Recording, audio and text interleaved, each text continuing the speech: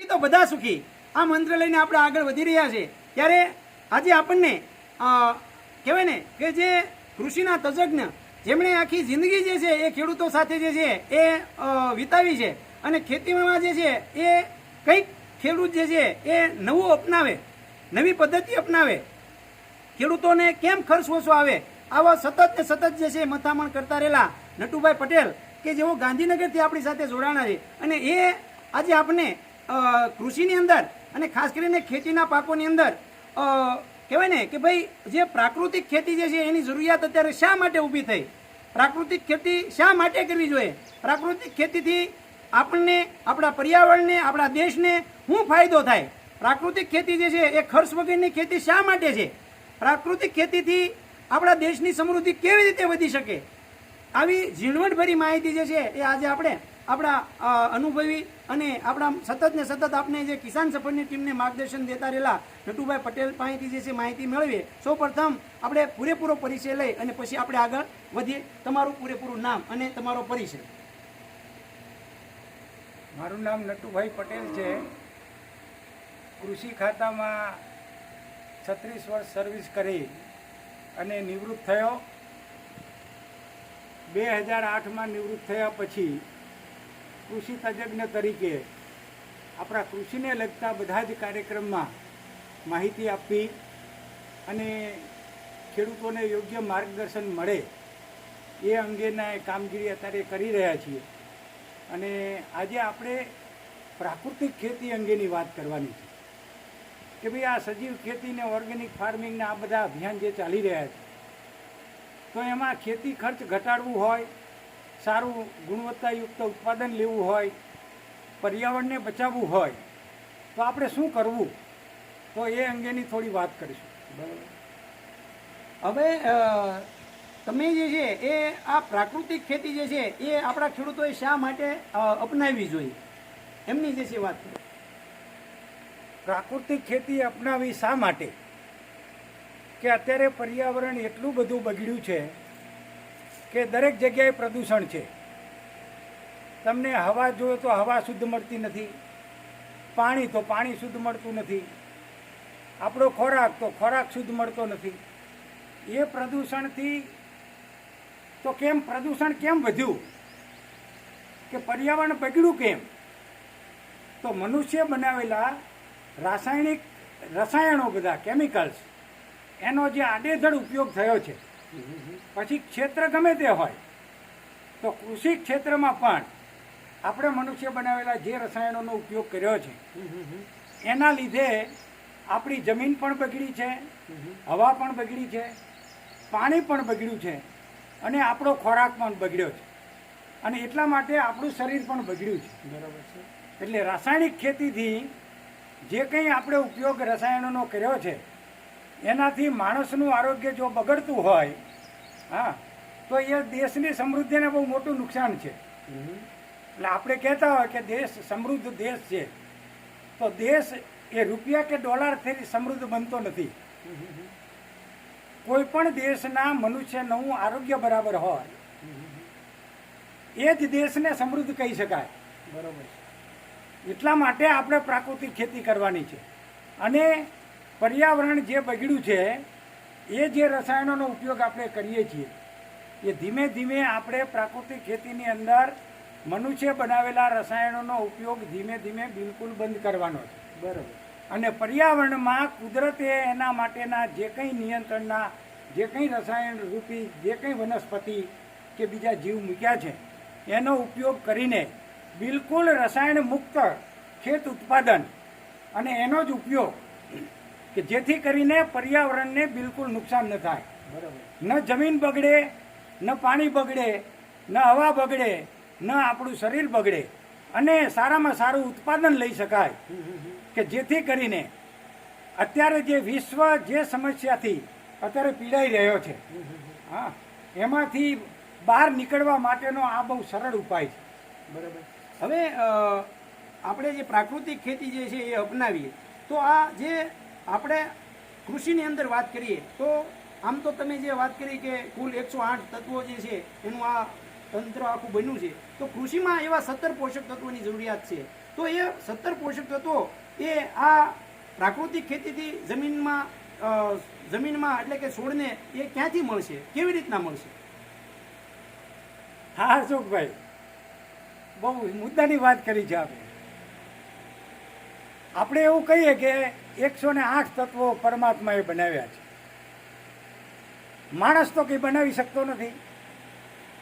એને બનાવીને પર્યાવરણમાં, પ્રકૃતિમાં એને મૂકેલું છે. પરમાત્માએ પ્રકૃતિની જે રચના કરી છે અને જે કંઈ એને જીવ બનાવ્યા છે એ દરેક જીવનો ખોરાક પરમાત્માએ તત્વ રૂપે પર્યાવરણમાં મૂકેલો છે. કોઈ જીવે બીજા જીવ માટે ખોરાક બનાવવાની જરૂર નથી. બરાબર. જેને જરૂર હોય એ પર્યાવરણમાંથી લઈ લે. દરેક જીવ લઈ લે છે ને. આપણો ખોરાક પણ આ વનસ્પતિના પાંદડા એ જ હતો ને. ફ્રૂટ છે.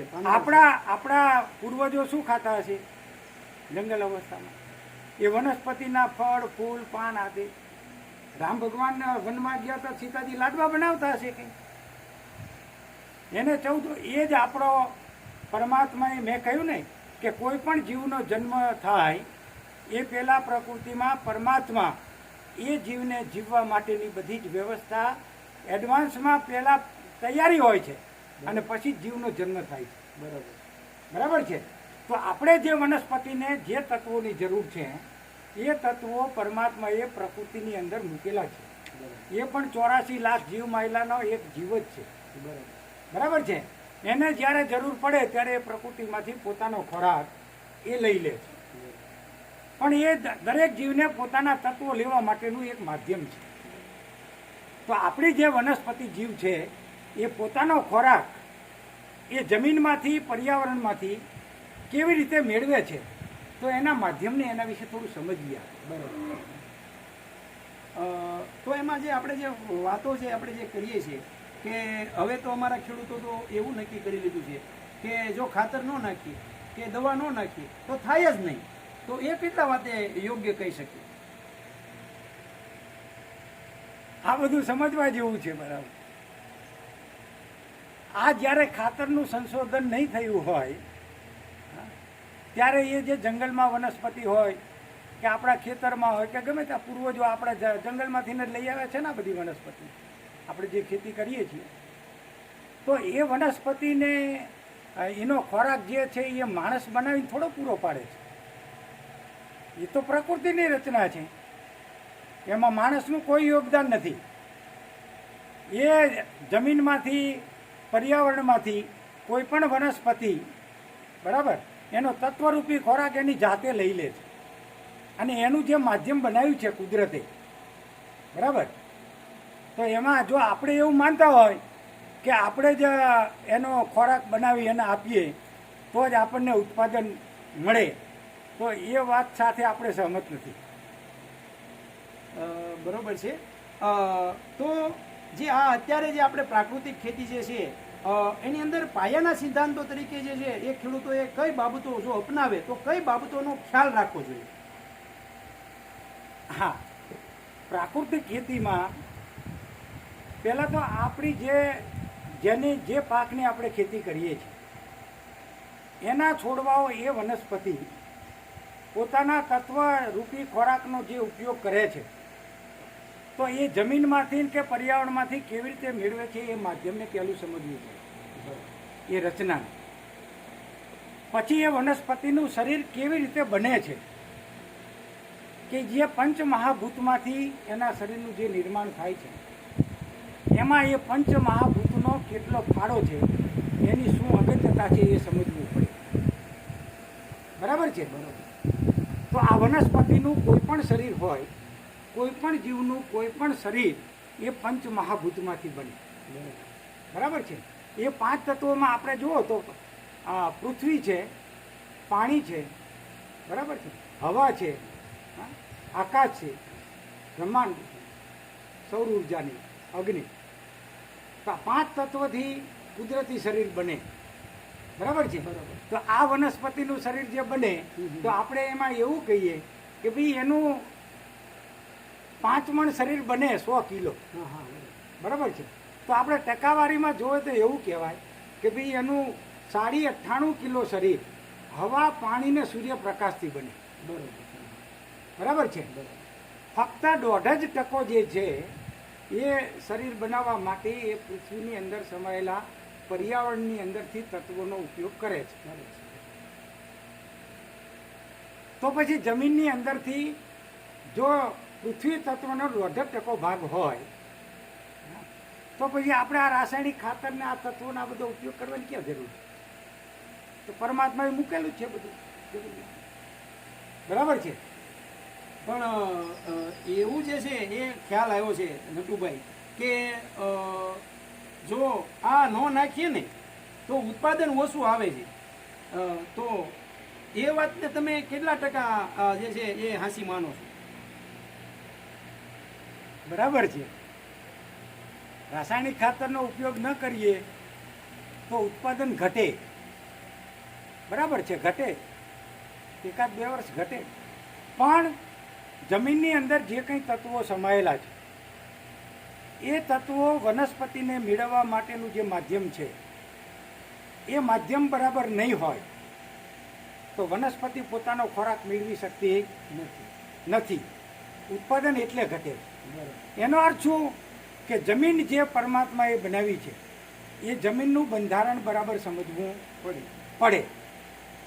તો જમીનની અંદર જમીન તત્વનો જે કંઈ એનો તત્વરૂપી જે ભાગ છે તો એ જમીનમાંથી તત્વો વનસ્પતિ કેવી રીતે મેળવે? તો કે ભાઈ એનું માધ્યમ તો કે જમીનની પ્રત અને જમીનનું પોત, જમીનનું structure and texture of the soil એ મજબૂત હોવું જોઈએ.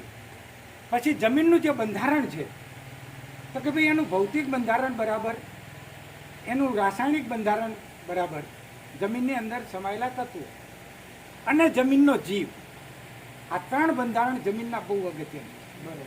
એમાં જમીનની અંદર જે જૈવિક બંધારણ છે જીવ એ બહુ અગત્યનું બંધારણ છે. જો એ બંધારણ બરાબર નહીં હોય તો તમે ગમે તેટલા તત્વનો ઉપયોગ કરો, તમારી વનસ્પતિ એ તત્વનો ઉપયોગ કરી શકશે નહીં, એટલે ઉત્પાદન ઘટે. અમારા ખેડૂતોને તમે એક આ જે બંધારણની વાત જે કરી છે એમાં જે જૈવ બંધારણ, જમીનની અંદર પણ જીવો રહેલા છે. અમે એવું માનતા જ નથી કે જમીન જીવતી છે, આવું અમે ક્યારે માનતા નથી. તો એના વિશેની થોડીક વાત જે છે ડીપમાં તમે કરો તો જેથી કરીને ખેડૂતોને ખબર પડે કે ભાઈ આજે તમે 3 વાત કરી ને કે ભાઈ આ અને આ, તો એ જે રાસાયણિક છે, પછી આવડ્યા જે તમે વાત કરી, તો આ જૈવ બંધારણ જે છે, કારણ કે વૈજ્ઞાનિકો એવું કહે છે કે ભાઈ 1 ચોરસ સેન્ટીમીટરનો ટુકડો આપણે લઈ તમે કરોડ જીવાણુ હોય, પણ અમે તૈયાર નથી માનવા. એના માટે તમે કહો. બરાબર. હવે જમીનના બંધારણની આપણે વાત કરીએ તો જમીન એ જીવતી માં છે અને એ દરેક જીવના તત્વરૂપી આમ જોઈએ તો એ 84 લાખ જીવની ઉત્પન્ન કરતા કહેવાય. અને સૂરજ એ આપણો બાપ છે. બરાબર છે. એ સૂર્ય ન ઉગે ને તો પર્યાવરણ 0 થઈ જાય.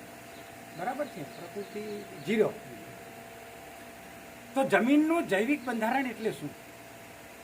1 ગ્રામ તમે જમીન લો એમાં 30 થી 40 કરોડ સૂક્ષ્મ જીવાણુ સમાયેલા છે. બરાબર છે. હવે એ જીવાણુ જે છે, હવે એ સૂક્ષ્મ જીવાણુ બેક્ટેરિયા, તો એનું કામ શું? તો આ વનસ્પતિ જે આપણે 108 તત્વો કહીએ ને કે ભાઈ nitrogen, phosphorus, potash, calcium, sulphur, magnesium, આ કોપર ને ઝીંક ને બોરોન, આ નાઇટ્રોજન વનસ્પતિને તમારા કોઈ પણ પાકના છોડને લેવો હોય તો નાઇટ્રોજનના બેક્ટેરિયા જમીનમાં હોવા જોઈએ, જે જમીનનો જીવ છે. તો તમે નાઇટ્રોજન એડ કર્યો અથવા કુદરતે જમીનમાં જે નાઇટ્રોજન મૂક્યો છે, પર્યાવરણમાં જે નાઇટ્રોજન છે, એ નાઇટ્રોજનને પકડીને મૂળિયા વાટે કે પાન દ્વારા વનસ્પતિને મેળવવું હોય તો નાઇટ્રોજનના સૂક્ષ્મ જીવાણુની જરૂર પડે. અને એ જીવાણુ નાઇટ્રોજનને પકડીને એને યોગ્ય સ્વરૂપમાં ફેરવીને ઓગાળીને જ્યારે વનસ્પતિને જરૂર હોય ત્યારે એ મૂળને આપે છે અને એ ઉપયોગ કરી શકે. જો નાઇટ્રોજનના બેક્ટેરિયા જમીનમાં ન હોય તો તમારે ગમે તેટલો નાઇટ્રોજન હાજર હોય એ વનસ્પતિ એનો ઉપયોગ કરી શકે નહીં. માટે એ જમીનમાં જીવ હોવો જોઈએ. એવી રીતે ફોસ્ફરસ, તો તો ફોસ્ફરસના સોલ્યુબિલાઇઝિંગ બેક્ટેરિયા પીએસબી જે બેક્ટેરિયા જમીનમાં છે એ જમીનના કણ સાથે જે ફોસ્ફરસ ચોંટેલો પડ્યો છે એ અલભ્ય સ્વરૂપમાં છે અને જમીનના કણ સાથે ચીપકી ગયેલો છે. તો એને ત્યાંથી ઉખાડવાનું કામ, એને ઓર્થોફોસ્ફેટમાં રૂપાંતર કરવાનું કામ, એને એક કણમાં તોડવાનું કામ અને ઓગાળવાનું કામ ફોસ્ફરસના જીવાણુ કરે. અને એ ફોસ્ફરસને પકડી અને વનસ્પતિને જરૂર હોય એટલે એને એ પૂરો પાડે. માટે ફોસ્ફરસના જીવાણુ હોવા એવી રીતે પોટાશનું, એવી રીતે કેલ્શિયમ, સલ્ફર, દરેક તત્વના જીવાણુ પરમાત્માએ જમીનની અંદર મૂકેલા છે. તો એ હોવા જોઈએ. માટે આપણી જમીન જો 100% જીવતી હોય તો જ આપણા વનસ્પતિ, આપણા પાકના છોડ એનો ખોરાક લઈ શકે. માટે જમીનનું જૈવિક બંધારણ બહુ અગત્યનું છે. જેટલા ટકા જમીનની અંદર જીવ ઓછો થાય એટલા ટકા તમારું ઉત્પાદન ઘટે. હવે આ જૈવિક બંધારણ જે છે એને અમે આડકતરી રીતે, એટલે કે ખેડૂત મિત્રોએ જે દવા ખાતર નાખવાથી કોઈ આડઅસર થઈ છે ખરી? હા, એ જ સમજવાનું છે ને. આપણે મનુષ્ય બનાવેલા કોઈ પણ રસાયણનો ઉપયોગ તમે કરો તો એ રસાયણો હંમેશા નુકસાન કરે છે. પછી તમે રાસાયણિક દવા હોય, રાસાયણિક ખાતર હોય કે બીજા કોઈ પણ સ્વરૂપમાં રસાયણ હોય, એ જ્યારે આપણે જમીનમાં ઉમેરીએ ત્યારે આ તો સૂક્ષ્મ જીવ છે. તમે યુરિયાની 1 ચમચી મોઢામાં તો નાખી જુઓ, ખબર પડે. 1 ચમચી દવા પીવો ને આપણે, તો આ જીવને જો એટલી અસર થતી હોય તો પેલા સૂક્ષ્મ જીવાણુ તો બિચારા એ તો મરી જ જાય ને. તો એ જેટલી જમીન નિર્જીવ બને એટલો જ આપણો વનસ્પતિ, એ તો એ ખોરાક પૂરું પાડવાવાળું માધ્યમ છે ભાઈ. આપણે ઘરમાં જેમ ચૂલો છે ને, પછી રોટલા ઘડવાવાળા હોય, ગુણો ભરીને ખોરાક તો પડ્યા છે, ઘઉંના કોથરા પડ્યા છે, પણ ઘરમાં ચૂલો નથી રોટલા ઘડવાવાળા, આપણને ખોરાક મળે. તો એ તો અસલ માધ્યમ છે ભાઈ. જમીનનો જીવ એ અસલ માધ્યમ છે. જમીનમાં ગુણો ભરીને તત્વો પડ્યા છે. હા, પણ એ ચૂલારૂપી, એ રોટલા ઘડવા રૂપી માધ્યમ જો મજબૂત હશે ને તો આપણા કોઈ પણ પાકના છોડ એનો ખોરાક એને મેળવી જ લેવાના. બરાબર છે. તો આ જમીનમાં જૈવિક બંધારણ જે છે એ સુધારવા માટે પ્રાકૃતિક ખેતી જે છે એની અંદર જીવામૃત છે, ઘન જીવામૃત છે, એ કેટલા યોગ્ય અને એનાથી શું ફેર પડે છે એ અમારા ખેડૂત મિત્રો. હા, એટલા માટે જ હું કહું છું કે જમીનને જો તમારે જીવતી કરવી હોય તો આપણી પાસે એક જ વિકલ્પ છે ભાઈ. તમે કોઈ પણ રસાયણથી કે માણસોએ બનાવેલા બીજા કોઈ પણ ઉપકરણથી તમે જમીનને જીવંત ક્યારે પણ નહીં કરી શકો. બરાબર છે. તો એ અને માણસ ક્યારે કોઈ પણ વસ્તુ બનાવી શકતો, માણસના પૃથ્વીનો કણ બનાવી શકે, ન ઘઉંનો દાણો બનાવી શકે, ન પાણીનું ટીપું બનાવી શકે કે ન લોહીનું ટીપું બનાવી શકે. માણસ પરિવર્તન કરી શકે, બનાવી ન શકે, ઉત્પન્ન ન કરી શકે, ફક્ત ફેરફાર કરી શકે. અને આપણે જે કંઈ રસાયણોનો ઉપયોગ કર્યો છે આડેધડ, એના લીધે આપણા જમીનની અંદર સૂક્ષ્મ જીવાણુની સંખ્યા ઘટી છે, જમીન નિર્જીવ બનતી જાય છે. બરાબર. એટલે આ ઉત્પાદન ઘટવાનું કારણ પણ આ છે. માટે પહેલાં ઉત્પાદન વધારવા માટે અને ગુણવત્તા ઉત્પાદન લેવા માટે આપણે પહેલી જમીનને મજબૂત બનાવવી પડશે. અને જીવતી બનાવવી હોય તો એના માટેનું કુદરતી સાધન આપણે ગણો તો પરમાત્માએ એક ગાય નિર્માણ કરીને આપણને કૃષ્ણ ભગવાને વારસામાં આપી. બરાબર છે. તો કે ભાઈ આપણે ગાય કહીએ તો ગાયથી તો જમીન જીવતી કેવી રીતે થાય એ જોવું જોઈએ ને. તો આપણે ગાયને પહેલી સમજવાની કે ગાયથી જમીનને જીવતીને મજબૂત કેવી રીતે કરી શકાય. તો ગાય એ આ સૂક્ષ્મ જીવાણુ આપણે જે કહીએ છીએ કે જે nitrogen, phosphorus, potash, calcium, sulphur, magnesium, વનસ્પતિને જરૂરી તત્વો પૂરા પાડવાવાળા જીવ, સૂક્ષ્મ જીવાણુ, એ ગાયના આંતરડામાં ને એના પેટમાં જ પેદા થાય. એ સૂક્ષ્મ જીવાણુ પેદા કરવાની ફેક્ટરી છે જે કુદરતે બનાવી છે. એ માણસ ન બનાવી શકે. અને એ જ સૂક્ષ્મ જીવાણુ ગાયના છાણમાં આવે. કેટલા આવે તો કે ભાઈ એક ચપટી છાણમાં 300 કરોડથી 500 કરોડ સૂક્ષ્મ જીવાણુ હોય. જે જીવાણુનો ઉપયોગ તમે કહો છો ને અશોકભાઈ હા, હા, હા. કે મારે બીજામૃત બનાવવું, જીવામૃત બનાવવું, ઘન જીવામૃત શેમાંથી બનાવવાનું? એ ગાય એ બનાવીને તમે નાખો એટલે ધરતી તમારી જીવતી થતી જાય, અને એ જીવતી થાય ધરતીમાં એટલે એ તો એને તત્વો છે ને એ એનો જીવ એ તો તમારી વનસ્પતિને ખોરાક પર્યાવરણમાંથી ને જમીનમાંથી એ ફટાફટ મળવા લાગે. બરાબર છે? એટલે ઉત્પાદન આપણે એવું કહીએ કે રસાયણ નાખવાથી ઉત્પાદન જળવાઈ રહે છે, અને રસાયણોનો ઉપયોગ રાસાયણિક ખાતરો કરશું તો જ ઉત્પાદન મળશે, તો એના સાથે આપણે સહમત નથી. અમે પણ ભલામણ કરી છે રાસાયણિક ખાતરોની કે જ્યારે આપણે 1970માં 1 કિલો ડીએપી નાખો તો 17 કિલો અનાજ વધતું હતું. બરાબર છે? આજે 1 કિલો નાખો 5 કિલો પણ ન વધે. કેમ? કે ભાઈ જમીન જ જો માં જીવતી નથી તો એના બાળક ક્યાં મજબૂત કેવી રીતે ખોરાક મેળવી શકે? બરાબર છે? માટે રસાયણનો ઉપયોગ ઓછો કરો, ધીમે ધીમે ઓછો કરો, પછી બિલકુલ ઓછો કરો, અને પર્યાવરણમાં કુદરતે જે કંઈ ઘટકો મૂક્યા છે એનો ઉપયોગ કરીને ધરતી માને મજબૂત બનાવો. આપણી પાસે આ એક જ ઉપાય છે દેશને સમૃદ્ધ કરવા માટે, અને રસાયણોની આડઅસર અત્યારે દુનિયાના દરેક લોકોને ખબર પડી ગઈ છે. વૈજ્ઞાનિકોને પણ વિચારતા થઈ ગયા છે કે હવે જો દુનિયાને બચાવવી હોય તો આ પ્રાકૃતિક ખેતી અને ગુણવત્તાયુક્ત ઉત્પાદન, કોઈ પણ રસાયણ મુક્ત ખાદ્ય ખોરાક, અને કોઈ પણ દેશના મનુષ્યનું આરોગ્ય જાળવવું હોય, અને આપણી ચોથી પેઢીને જો જીવાડવી હોય, અને 100 વર્ષ પછી મનુષ્યના અસ્તિત્વને જાળવવું હોય આ દુનિયામાં, તો આપણે આ કરવું જ પડશે. સરસ. દાદાજી જે છે, નટુભાઈ જે છે, આપણને આમ કહેવાય ને કે ભાઈ એક પ્રાકૃતિક ખેતી શા માટે અને પ્રાકૃતિક ખેતીનું મહત્વ શું રહેલું છે. જમીન જે છે આપણે બધા અમારું સાહેબ એવું રહેલું છે, અમે જમીનને નથી જોતા, અમે તો છોડને જોઈએ છીએ. તો એ કેટલું રીતનું યોગ્ય? અમે તો જમીનમાં જે છે એ જમીનને ક્યારેય જોઈ જ નથી, અમે તો છોડને જોઈએ. છોડ સારો હોવો જોઈએ. જો છોડ જો થોડોક પીળો પડ્યો તો નાખી દઈએ, કંઈક જીવાત આવી તો ઉપર દવા છાંટી દઈએ. તો તમે આજે અમને વાત કરી કે ભાઈ જમીન જે છે એ મહત્વની વાત છે. જમીન એટલે કે ટૂંકમાં પાયો. આ મકાન જે છે આ ઊભું છે, એના પાયાની અંદર આ કેટલું સરસ મજાનું, તો એના પાયાની અંદર પથ્થરો જે છે એ પાયો જે છે દેખાતો નથી. એમ છોડને જે છે મજબૂત બનાવવો હોય, છોડ તંદુરસ્ત રાખવો છે, તો એના પાયામાં જમીન રહેલી છે. બરોબર ને? એ વાત હાચી ને? સરસ. તો ખેડૂત મિત્રો, આ હતી વાત પ્રાકૃતિક ખેતીની. અને પ્રાકૃતિક ખેતીમાં જે છે એ જમીન જે છે એ બળુકી હોવી જોઈએ. અને જમીન જો તમારી બળુકી છે તો પાક જે છે ચોક્કસ બળુકો થશે. તો એના માટે તમારે શું કરવું પડશે? તો કે આપણે જે વાત કરીએ છીએ કે ભાઈ ગાય આધારિત ખેતી, તમે જે છે એ ગાય આધારિત ખેતી જે છે એ શરૂઆત કરો. તમારા સ્વાસ્થ્ય માટે કરો, આપણા માટે તો કરો. આ વર્ષ જે છે એ સંકલ્પ લે. હા, બરાબર કે ભાઈ 2 વીઘા, 1 વીઘો, 5 વીઘા આપણે જે કાંઈ જમીન છે આપણા ઘર માટે, એની અંદર તો આવું કરો, શરૂઆત તો કરો. બરાબર. જેથી કરીને જે છે એ આપણે જે છે જે દવાખાને જે પૈસા દેવા જવા પડ્યા એ આપણે દેવા જવા નહીં પડે.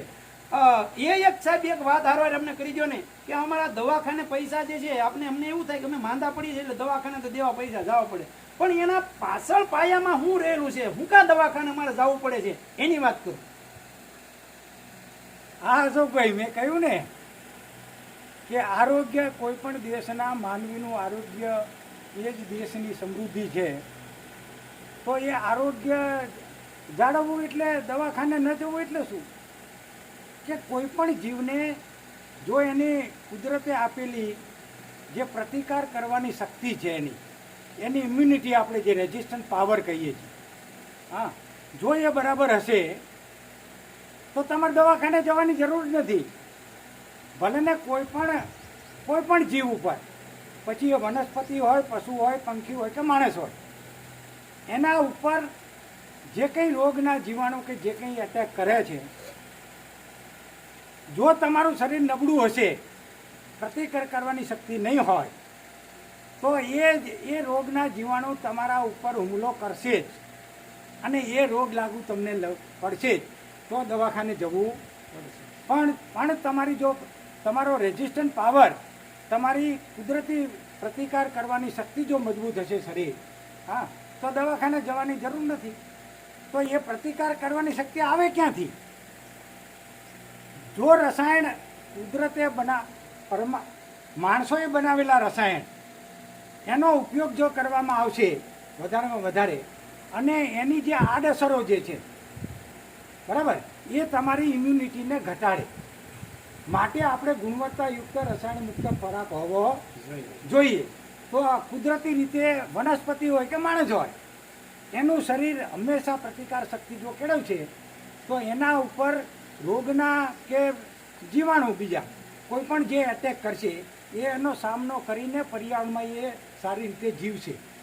માટે આપણે એને બચાવવા માટેના કે રોગના નિવારણ માટેના કોઈ પણ ઉપાય કરવા પડશે નહીં. એટલા માટે પ્રાકૃતિક ખેતીમાંથી રસાયણના બિલકુલ અવશેષ વગરનો શુદ્ધ ખોરાક જો આપણે લઈશું તો આપણું આરોગ્ય જળવાશે અને દેશની સમૃદ્ધિ જળવાશે. આપણે દવાખાને જવું નહીં પડે અને આ દેશના માણસોનું સાચામાં સાચું સુખ જ એ છે.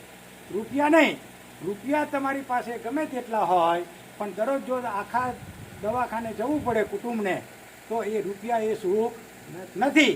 સવારે એક રોટલો ને સાંજે એક મળે, સારી રીતે પાચન થાય, સારી શક્તિ મળે, હા 8 કલાક ખેતરમાં કામ કરીએ, ગોળી ખાધા વગર ઊંઘી જવા, આ સાચામાં સાચું છે. સરસ મિત્રો, આ હતી વાત પ્રાકૃતિક ખેતીની. નટુભાઈ પટેલે આપણને સરસ મજાની વાત કરી કે પ્રાકૃતિક ખેતી જે છે એ પાયાની જરૂરિયાત છે અને પાયા જે છે જો મજબૂત હશે તો જે છે એ આપણું શરીર સારું રહેશે, શરીર સારું રહેશે તો આપણું આરોગ્ય સારું રહે અને આરોગ્ય સારું રહે તો દેશનું જે કહેવાય ને ભાઈ સમૃદ્ધિની વાત જે કરી તો સમૃદ્ધ જે છે એ દેશને જો કરવો હશે તો પણ પ્રાકૃતિક ખેતી અપનાવવી પડશે. આવી સરસ મજાની વાત જે છે એ આપણને નટુભાઈ પટેલે કરી. નટુભાઈ પટેલ જે છે એ તમે જોયું ને, એના શબ્દો તમે જોયા તો એની વાત તમે જોઈ તો આ એના જીવનનો, એના નોકરીનો, ખેડૂતો સાથેના રહે અને એનો અનુભવનો જે છે એ નિચોડ એ આપણને કીધો. મિત્રો તમને જે છે એ કેવો વિડીયો લાગ્યો? જો વિડીયો સારો લાગે તો ચોક્કસ આપણા બીજા ખેડૂત મિત્રો સુધી પહોંચાડવા પ્રયત્ન કરજો જેથી કરીને એમને સાચી જે છે એ માહિતી જે છે એમના સુધી પહોંચાડી શકાય. નટુભાઈ, તમે અમારા ખેડૂત મિત્રોને પ્રાકૃતિક ખેતીની પાયાની જરૂરિયાત જે છે એ અને ખાસ કરીને જમીનની વાત અને જૈવિક બંધારણની વાત એ કરવા બદલ હું તમારો ખૂબ ખૂબ આભાર માનું છું. ખેડૂત મિત્રો, ખેડૂત સુખી તો બધા સુખી.